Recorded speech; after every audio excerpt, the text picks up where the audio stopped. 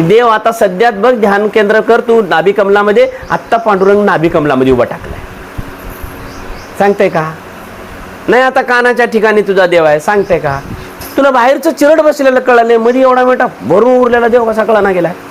कळालंय, तू तू जाऊन त्याचा मेसेज द्यायला तयार नाही आम्हाला. सारे लोक कोण आहेत? तर बैमानच आहे सारे आपल्याकडे.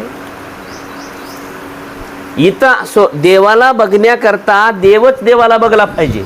याचा अर्थ हा जीवाने शिवस्वरूप धारण करूनच या मधल्या अंतःकरणाला जर जाऊन बघितला तर स्वतः देव आहे का काय आहे ते कळलं जाईल त्याला. लक्षात बसलं का? म्हणून म्हणतो की स्वप्नात देव बघू नका. तुमचं म्हणणं बरोबर आहे की ब्रह्ममुहूर्तावर देवा स्वप्न पडलं, फलाना देव आला मला स्वप्नामध्ये दिसला, बरं आहे, ठीक आहे, पण गमवी कुणच झाली? कारण स्वप्न ही अवस्था आमची नाही आहे, आमची तर जागृत अवस्था आहे का नाही? मग आता ह्या अवस्थेमध्ये आम्ही बघू शकतो, करू शकतो सर्व. सदा माझा डोळा जडो तुझी मूर्ती म्हणले का नाही? त्यांना रोज येऊन भेटत होता, पण डोळ्याला जडावं, डोळ्याला जडावं म्हणजे रोज डोळ्याला दिसावं, देव डोळ्याला दिसावा. मग ते डोळे कसे व्हावे? देवासारखे व्हावे. देवाला बघण्याकरता देवच व्हावं लागते. मग ते किती दृष्टी शीतल झाली पाहिजे, किती दृष्टी शुद्ध झाली पाहिजे, किती दृष्टी निर्मळ झाली पाहिजे. ह्या दृष्टीत थोडं तरी पाप राहिलं पाहिजे का? जिकडे बघला तिकडे तोच दिसला पाहिजे, तवा ह्या त्या डोळ्याला देव दिसतो, कुण्या डोळ्याला देव दिसत नाही. कळलं का? पण जोपर्यंत माझं काय म्हणणं आहे की कुत्र्याला देव मानला आपण, गाईच्या शेणाला, गाईला म्हणजे जनावरला देव मानला, आम्ही मानलं, बरोबर आहे ना? सर्पाला देव मानून महादेवाच्या पिंडीवर बसून पूजा करतो आम्ही. कळलं का नाही? वराहाला देव मानलं म्हणजे देव सर्वाला मानलं आणि स्वतःला देव मानलं का? मग कवा मानायचं? म्हणजे सर्व गोष्टीहून. आता कुत्र्याला खंडोबा म्हणून पूजा करतो, मग कुत्र्यापेक्षा गेलेला हो का आपण? म्हणजे आपण देव आपणाला मानायचं नाही का? हा, पण कुत्र्याला देव मानते हे माणूस, पण माणसाला माणूस देव मानित नाही. म्हणूनच इथे ही अज्ञानता धारण झालेली आहे. जोपर्यंत स्वतःला देव मानत नाही, आणि देव आहे याच्यात काही संदेह नाही आहे. गाढव म्हणून घेते, पण देव म्हणले की तो आपली अवकात नाही म्हणते. अरे ओरिजिनल बघितलं तर देव आहेस तू, नाही असं कुठं आहे? जेव्हा स्वतःला प्रत्यक्ष स्वरूपानं देवाची अनुभूती घ्यायला सुरू केला, तेव्हा आपल्यातला देव आणि आपल्याला कळायला सुरू केला की जगातला देव कळतोय आणि जगातला देव दिसतो म्हणून समजून घ्यायचं. तोपर्यंत दिसला बी खोटा आणि गेला बी खोटा आणि सर्वच सांगणारा बी खोटा आणि ऐकणारा बी खोटा. म्हणून लक्षात असू द्या, स्वप्नातला देव दिसला म्हणणारा, स्वप्न ऐकणारा बी बघणारा बी दोन्ही बी लॉस झाले म्हणून समजून घ्या. कारण स्वप्नाचा जे टाइम होता त्या टाइमला देव येणार निश्चित होता, हे खरी गोष्ट आहे. कारण तुम्ही झोपलेले होतो म्हणून मनाच्या दरवाजावाटे येऊन तुम्हाला दर्शन देऊन गेले, पण काही फायदा नाही. कारण स्वप्नीचे चेईले जाईल रया म्हणजे वाया जाणार. आणि तेच जागृत अवस्थेमध्ये जर देव दिसला असता, तर देव अनुभवाला असता किंवा ध्यानामध्ये, तर त्याचा भरपूर लाभ घेतला असता आपण, किंवा आनंद हे प्राप्त झाला असता. झोपेतला आनंद काय फायदा आहे? चेवी झाल्या उशीर गेला निघून. मग झोपेतच कवर देवाला बघायचंय, स्वप्नातच कवर देवाला बघायचं. कधी जागृतीमध्ये बघा, सुसुप्तीमध्ये बघलं दिसला तरी बुद्धी काम करत नाही, त्याची कोणी स्मृती देणारच नसते आपल्याकडे. सुसुप्तीमध्ये बुद्धी काम करत नाही, बुद्धी लिहायला जाते. आला लक्षात का? म्हणून स्वप्नात नाही माय बापू. आणि इथे एक चुकत असते, कारण तो स्वप्नात बघून एवढा आनंद वाटायला आणि जागृती बघल्यावर किती आनंद वाटेल.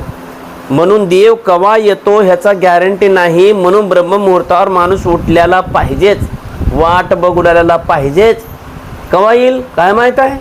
त्याची काही टाइमची रचना त्याला माहित आहे.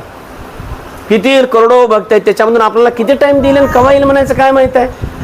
पण एक फुलाची माळ घेऊन जसं नेत्याच्या दरवाजा पुढे उभा टाक, म्हणजे नेत्याची वाट बघा जसं रोडावर उभा टाकते, चलतीवर का असं ना अशी माळ टाकून देतो, चलतीवर का. ते तो जगाचा देव आहे. माल नाही तर नाही, फुल तरी घेऊन उभा टाकायला पाहिजे. त्या टाइमला फुल नाही तर नाही, पण त्याची वाट तरी बघत उभा टाकली पाहिजे.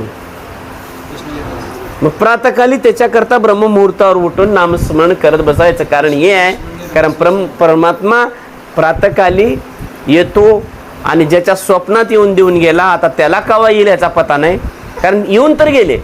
ते तुम्ही झोपला होता, आम्ही काय करणार आहोत. पण दर्शन झालं एवढी खरी गोष्ट आहे, पण त्याचा काही लाभ काही नाही. म्हणून जागृत अवस्थेमध्ये त्या ठिकाणी ब्रह्ममुहूर्तावर आपण असलंच पाहिजे. म्हणून ब्रह्ममुहूर्तावर अजिबात झोपायचा प्रयत्न करायचा. जप करणं होत नाही, हरकत नाही, डोळे उघडून तरी बघत बसा. इकडून येणार म्हणजे येणारच. जसं आला का नाही तुझ्या स्वप्नामध्ये, तुझं काय आतरून काही निर्मूळ होतं का? हा, तू येळा तिकडे झोपला असेल की काय झोपण्याची सुस्त काही नीट असेल का? लय तोंडाचा आपला सुगंध सुटला होता का? झोपीत यायला म्हणजे आला का नाही? कुण्या अवस्थेमध्ये तो आला का नाही? मग तुझी अवस्था जर जागृत असते तर तुला त्या जागृत अवस्थेमध्ये दर्शन दिलं असतं का नाही? हेच गंमत आहे, हेच लोकांना कळत नाही. म्हणून कम से कम दुसऱ्या वेळेला झोपलं तर झोपले, ब्रह्ममुहूर्ताच्या वेळेला तरी झोपू नये. कारण का ब्रह्ममुहूर्तामध्ये देव भक्तांकरता येत असतो. मग ते लगातार नियमच जाऊन जीवनाचा ठेवून घ्यायचा. जन्मभरच्या श्वासा इतके मोजली हरिनाम. किती जागृत असेल ती, किती जागृत असेल, कवा झोपली असेल ते मायचं नाही.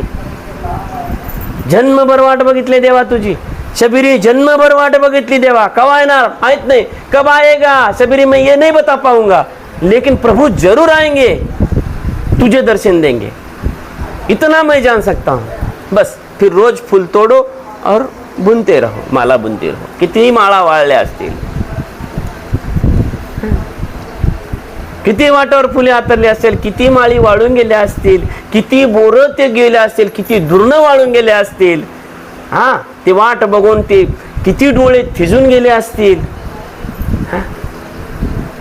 बरं, ह्या वेळेस बोराचं सीझन होतं म्हणून तिनं बोरं कवटली, किती दुसरे फळं ठेवली असेल, किती दुसरे फळं वाळून गेले असतील त्या देवाच्या नावाचे.